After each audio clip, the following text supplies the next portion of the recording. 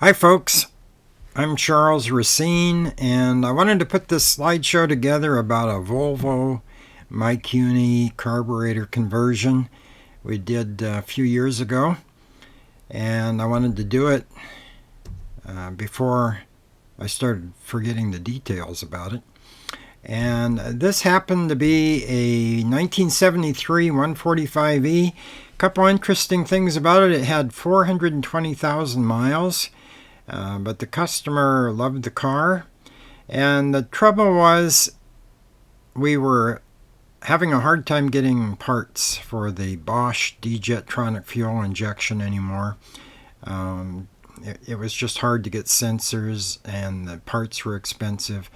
And so during an engine change, he decided to go with a kit that he bought with Mikuni carburetors.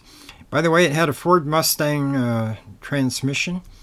It had headers, and another thing it had was a Nippondenso alternator conversion. We put a kit together that somebody had, and so here is the finished product with the Mikuni carburetors. And this video is really about a lot of details, and we just put a lot of work into this thing.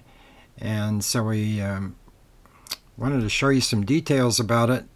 For linkage, which is one of the problems, I ended up using bicycle brake cable fittings and bicycle brake cable for throttle linkage. And where it went through the firewall, we used large washers and sealed it with RTV sealer.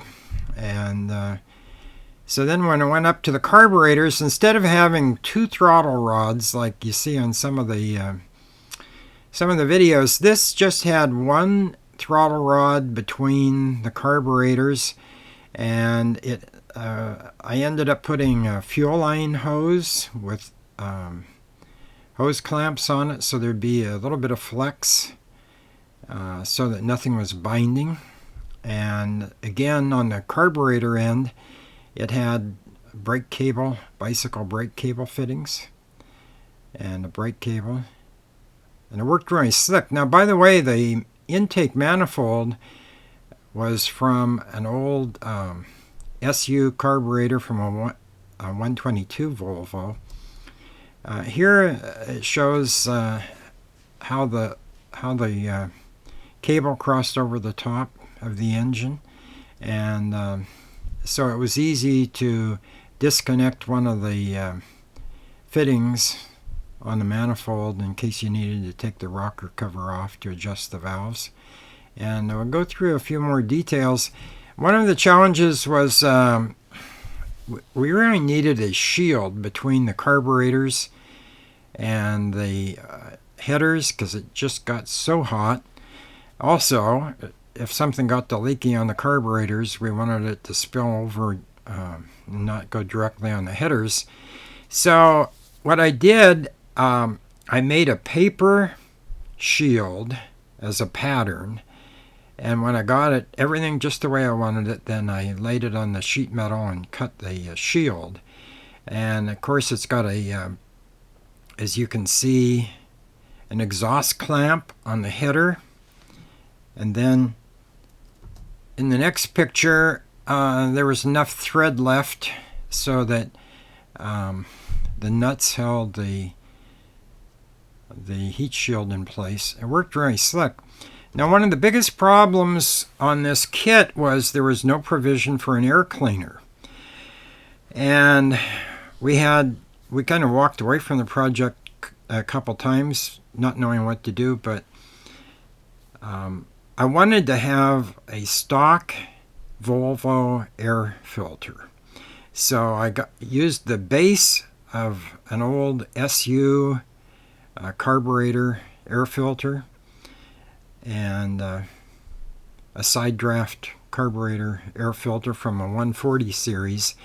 And I looked around in the wrecking yard and I found these Toyota Tercel intake pipes that I cut. I ended up cutting the base of the box, and then I put it all together so that fit. I glued it with black ultra black Permatex gasket sealer and made it. And here's another close-up of how it worked. The rubber intake pipe is glued to the air filter base, and there's the part number. And used this ultra black gasket maker, and at this point I was getting pretty pleased with myself because it took a stock Volvo air filter and it said Volvo right on it. So here is the completed project, and boy, were we glad to hear the thing run. And I thought it came out pretty slick. And if you're ever converting a car that has the old Bosch fuel system, I mean, it could be a Mercedes, it could be, you know, a Volkswagen, BMW, whatever. This is an interesting way to go, ending up with Mikuni carburetors, and I just thought it worked pretty slick.